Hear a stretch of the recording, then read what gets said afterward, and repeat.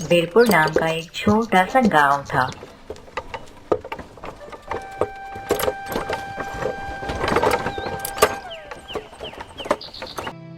उसमें गोपाल, उसकी पत्नी शीतल, उसके 2 बच्चे और उसकी माँ के साथ रहता था।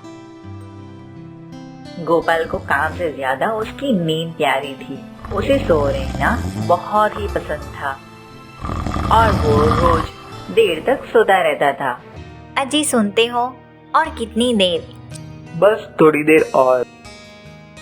पता नहीं कब चैन से सोने को मिलेगा।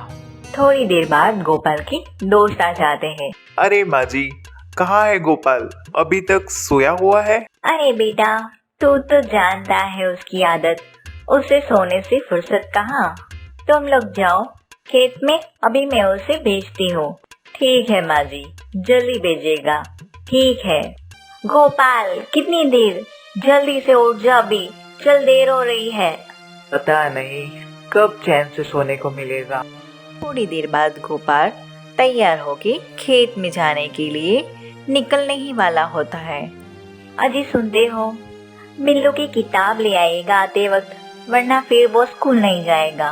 अरे बेटा, मेरी भी घुटनों की दवाइयाँ लेते आना आते वक्त।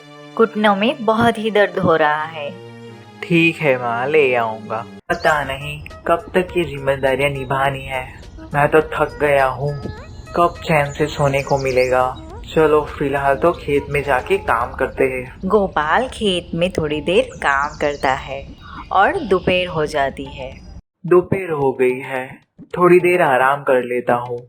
गोपाल एक पेड़ की छांव में बैठा ही होता है और उसे नींद आ जाती है। थोड़ी देर बाद वहाँ एक सांप आता है और उसे काट लेता है। और फिर क्या था, गोपाल स्वर्ग में जा पहुँचता है। ओह, ये मैं कौन सी जगह आ गया हूँ?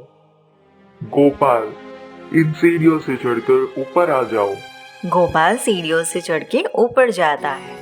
मैं देवदूत हूँ और तुम यहाँ स्वर्ग में हो। स्वर्ग?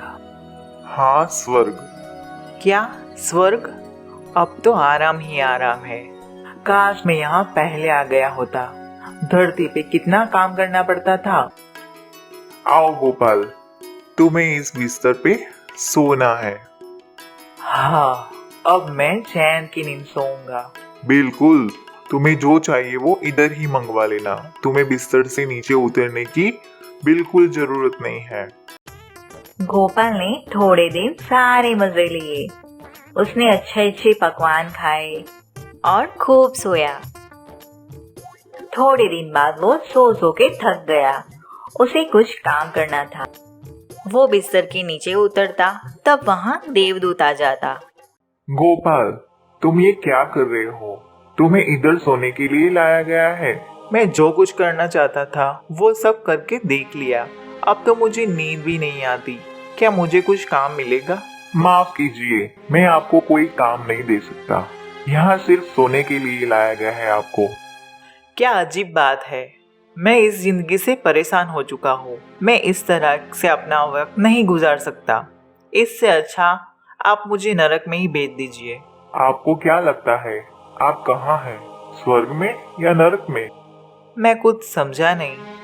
असली स्वर्ग तो वही होता है जहाँ इंसान दिन रात मेहनत करके अपने परिवार का पालन पोषण करे, उसके साथ आनंद के पल बिताए और जो सुख सुविधा मिले उन्हें में वो खुश रहे।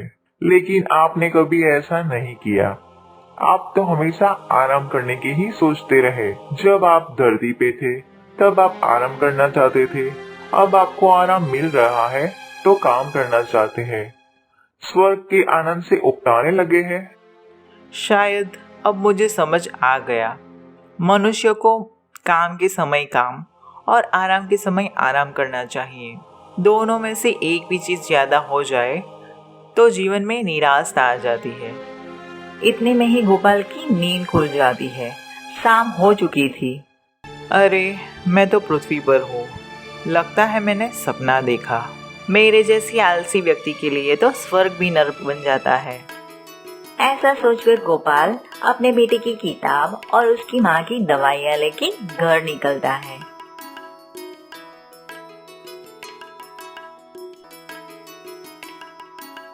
दोनों बच्चे पापा पापा करके उसके पास आ जाते हैं। पापा किताब लाए? हाँ, ये ले बेटा।